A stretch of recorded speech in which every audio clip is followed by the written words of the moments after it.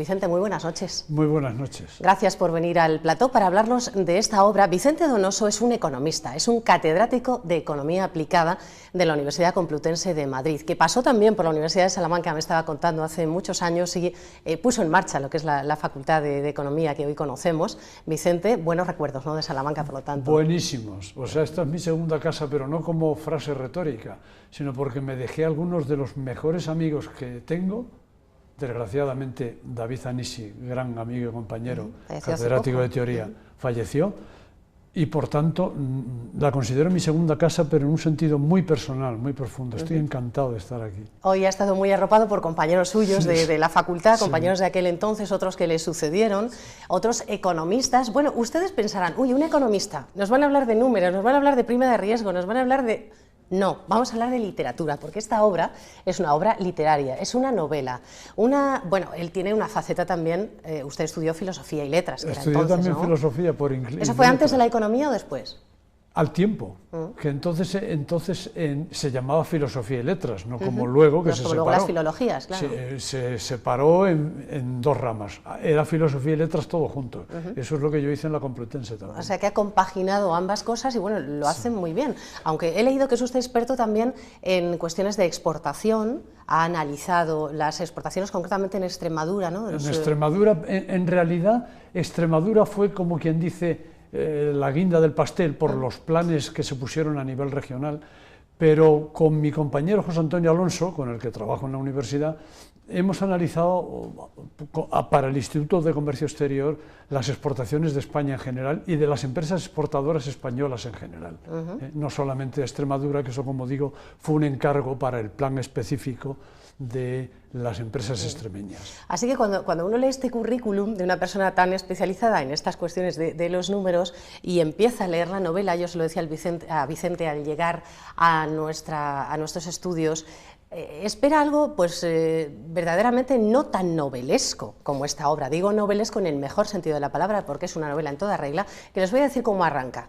Resulta que un joven de una muy buena familia, de una familia de terratenientes extremeños, huye a Madrid con su madre y con su tía, va en un tren, pero quienes le van a pedir los papeles son los milicianos, son los republicanos, y él huye, como decimos, es un hombre que cree ser de derechas, no tiene muy claras las cosas, pero casi podríamos asegurar que es de derechas, y llega a Madrid, y allí, bueno, tiene que formarse una opinión propia sobre las cosas. Le decía a Vicente que el arranque ya resulta original, porque imágenes de películas o de libros, personas en un tren a las que les van a pedir los papeles y uno piensa, vienen los falangistas a pedir los documentos, hay muchas, pero este otro enfoque es original, se lo habrán dicho ya, ¿no? Pues me lo han dicho, pero yo creo que no con la claridad con lo que lo acabas de exponer, que es perfecta, porque ese es el efecto que yo quería provocar, la sorpresa, porque estábamos esperando justo lo habitual. Ahora viene alguien de derechas, alguien de falangista y le pide al republicano, no, aquí es un chico que luego la peripecia personal se va desentrañando en la novela, que es de familia de derechas y tiene que huir a Madrid porque han liquidado a parte importante de su familia, y eso ya es una pequeña sorpresa. Así es, una sorpresa, y llegan a Madrid, bueno, y estas mujeres de una clase social en la que siempre han tenido una vida bastante regalada, tienen que buscarse la vida, tienen, por ejemplo, que tejer jerseys. Yo le decía a Vicente al llegar, bueno, ¿cuánto hay de realidad aquí? Porque inventar toda esta historia, que obviamente tiene unos elementos verdaderos, unos elementos reales, unos personajes reales, pero el que las mujeres tejan jerseys, no sé si usted es que lo ha escuchado o es inventiva absoluta. ¿Hasta dónde inventa, hasta dónde ha escuchado? Pues el tono general, digamos, de la peripecia familiar, eso lo he escuchado. O sea, yo creo que eso tiene mucha base real. Yo lo que hago es algún tipo de adorno que pueda resultar literario. En concreto, en mi familia no se dio el que tuvieran, cuando huyeron, porque mi familia huyó, que ganarse la vida tejiendo jerseys, pero sí haciendo otro tipo de actividades. Lo de jersey me pareció literario para poder enlazarlo con la lucha en la sierra. Así es. Y todo este jerseys tipo para de los héroes, claro, cada uno interpretaba cuáles, claro. ¿no? Los de un bando o de otro. Pero el ambiente sí que puedo decir que tiene mucho de reflejo de lo que podía ser determinado tipo de ambientes familiares zonas de Badajoz, digamos, con recursos. Las mujeres, como decimos, se ponen a hacer jerseys para los que están en la montaña luchando. El joven protagonista, Fernando, pues tiene que trabajar en una zapatería después de haber estudiado en Berlín, o sea que tienen que adaptarse a unos nuevos tiempos muy duros. ¿Por qué le llamó la atención específicamente esta época? Quizá por eso, porque tenía ese recuerdo de haber oído a sus mayores. Mire, te lo puedo decir de una forma clarísima, porque además de paso creo que rindo homenaje a algunos cuantos compañeros. Yo no había sido una persona especialmente interesada en la época de la Guerra Civil, quizá precisamente porque desde pequeño habíamos oído lo terrible que había sido, estuviera uno en el bando que estuviera. Pero me ocurrió una anécdota personal que me desencadenó un mecanismo que me condujo a la novela, y es que un amigo mío me pasó una biografía de Juan Negrín que acababa de publicar Enrique Moradiellos, que es un colega catedrático de Historia Aplicada, de Historia en la Facultad de Extremadura, en la Universidad de Extremadura. La biografía me pareció tan fascinante que dije, está tan bien escrita que esto ya podría ser casi una novela, pero no es una novela, es una obra rigurosísima. Pero a mí me inspiró una novela.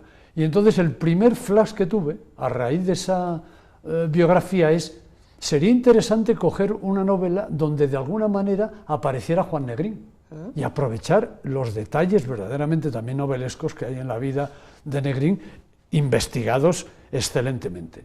Y ahí fue como a partir de ahí dijo, ¿cómo se podría tejer esto? Pues se me ocurrió la perspectiva que comentábamos antes. Primero, que alguien que procede del mundo de derechas se acerque al mundo republicano.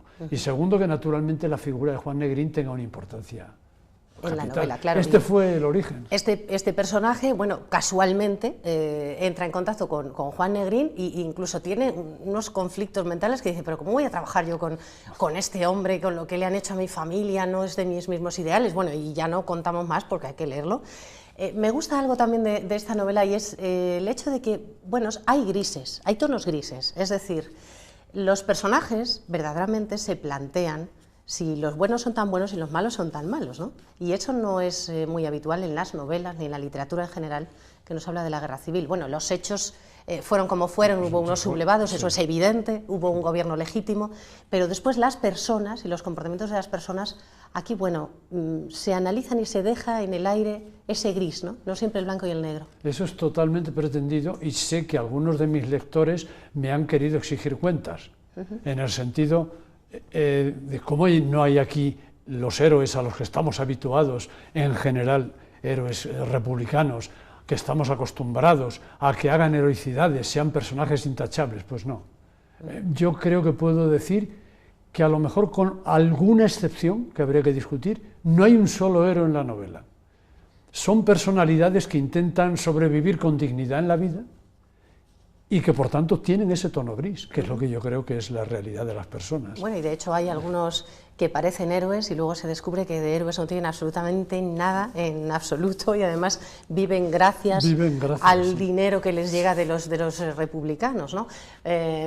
Bueno, la historia, desde el punto de vista formal, está contada hacia atrás y hacia adelante. O sea, empieza en el 36, en julio, pero empieza a ir hacia atrás y nos va contando lo que ocurrió antes, lo que pasa después, y tejer eso también tiene una complicación, ¿no?, novelística. Yo creo que tiene una complicación, pero me da la impresión de que también tiene su premio. ¿Por qué? Porque yo creo que el lector actual, a través de las técnicas de cine y de la propia cultura, está acostumbrado a que los relatos no sean excesivamente lineales. Es decir, la típica novela, a lo mejor decimonónica, que empieza con el protagonista que nace y acaba muriendo. Yo creo que eso en muchas ocasiones al lector moderno se le queda corto. Y entonces, aunque es verdad que te exige un mayor esfuerzo, es mucho más fácil contar una historia lineal, como es lógico. Sin embargo, creo que merece la pena, porque tú vas también dosificando, y eso es lo que he procurado hacer, espero haberlo conseguido, en los capítulos que se narran en Cijares, en el pueblo, que son los narrados en tercera persona. Espero haber conseguido la idea de ir administrando poco a poco la información, para que eso también tenga su interés, aunque evidentemente te exige un mayor esfuerzo. No, pero se lee bien, la obra se lee fácilmente y engancha, ¿eh? Que si tengo más ojeras hoy de la cuenta es culpa de Vicente Donoso, porque ayer enganché el libro y no lo podía dejar, ¿eh? O sea que invito a los espectadores a que de verdad se hagan con un ejemplar de En la frontera.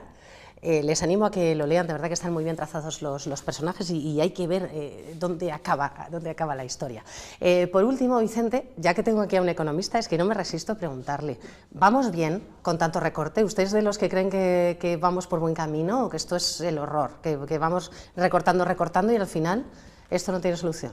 No quisiera resultar muy simple, pero tampoco me puedo extender en una clase. Ahora, sí hay un par de cosas que creo que se pueden decir. Una de ellas, el keynesianismo en un solo país, yo creo que es imposible. Me refiero, políticas de gasto público para tirar de la demanda, de la producción y del empleo en un solo país, yo creo que incluso, como ha demostrado el caso de Japón, pero hasta los propios Estados Unidos, hoy día no son factibles. En esto démosle la razón a los que piensan que tenemos que acometer alguna política que esté a tono con lo que se está haciendo en Europa.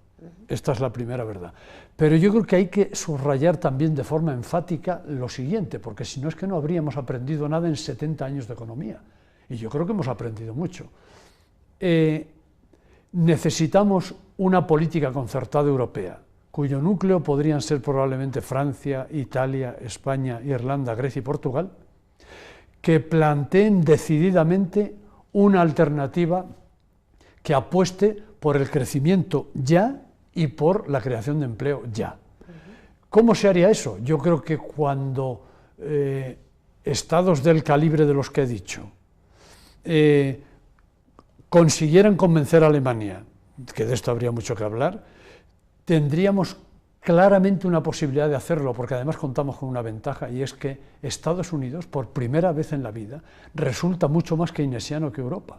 Es decir, mucho más dispuesta. Esta es la política de la Reserva Federal y la que quiere hacer Barack Obama. O sea que podríamos ser todos felices sabiendo, insisto, para no resultar muy simple, lo fácil aquí es decir qué mal lo está haciendo el gobierno, que el keynesianismo en un solo país hoy día no es viable. Bueno, así que hay que mirar a Europa, pero a lo mejor no hay que hacer todas las cosas de la misma manera. Exacto. Vicente, muchas gracias por haber venido. Vicente Donoso, que hoy venía a hablarnos de un libro que ha presentado en la Casa de las Conchas, En la frontera. Lo estamos disfrutando, nos queda por leer bastante, pero lo estamos disfrutando mucho y espero que lo disfruten también los espectadores. Muchas gracias por venir a presentarnos esta Muchas obra. gracias a vosotros, Esther. Ha sido un placer volver aquí a mi casa de Salamanca y además con este motivo tan agradable. Pues aquí tiene también su casa, en la 8.